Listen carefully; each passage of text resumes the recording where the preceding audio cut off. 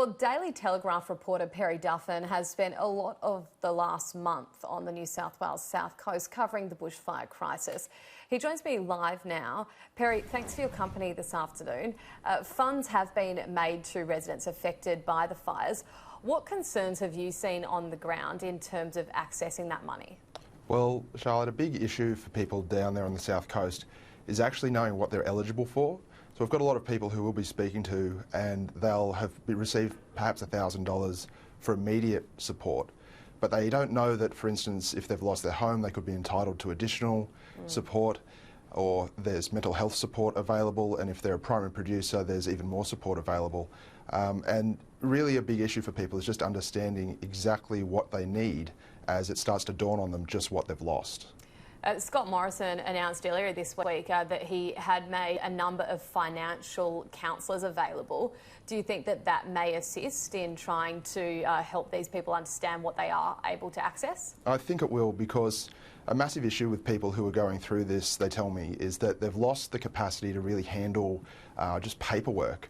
And they've lost things like deeds, they've lost all the relevant information, and they just don't have the mental energy to go through these long and arduous processes that you might need in order to claim insurance or apply for new documents. And so having people there to help walk them through it is a really important manoeuvre. Do you think that there's too much red tape for them to try and get through? As you say, a lot of them are exhausted. They've been really impacted by these bushfires for the past few weeks. The last thing they want to do is fill out a whole bunch of paperwork. Well, I think the government's pretty conscious of the red tape issue. I think there were some issues with that early on.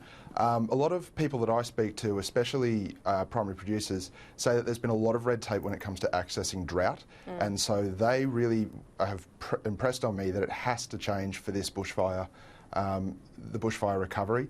And there are so many people out there who just really need to get down and get someone to help them through it, because they just don't have the resources or the know-how themselves.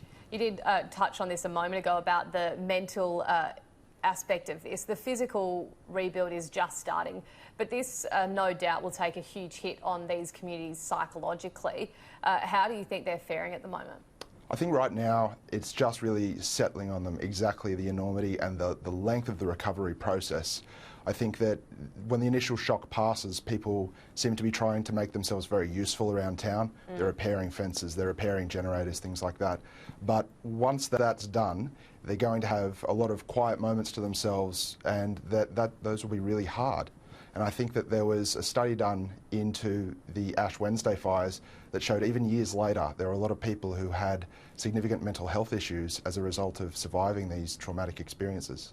Yeah, well, some of the stories that we're hearing from them, then even the stories of survival, you can only really, I guess it's hard to fathom how devastating and how traumatic that would be for them. So it's a lot for them to comprehend.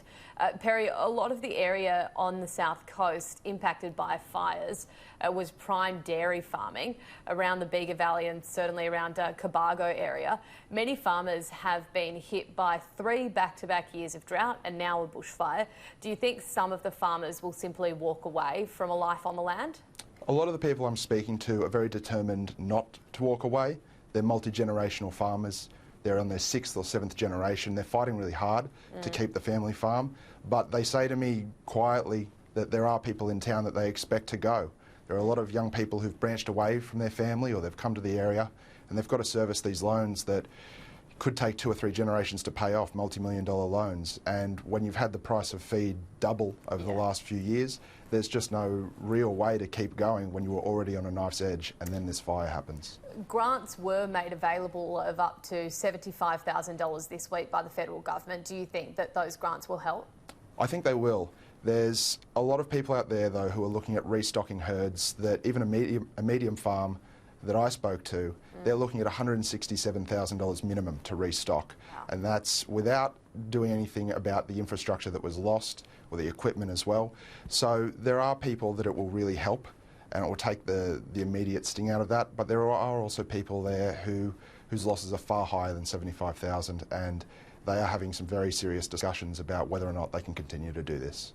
Yeah, certainly a daunting process that lies ahead for them, but thanks very much for your insight this afternoon, Perry. Thank you, Charlotte.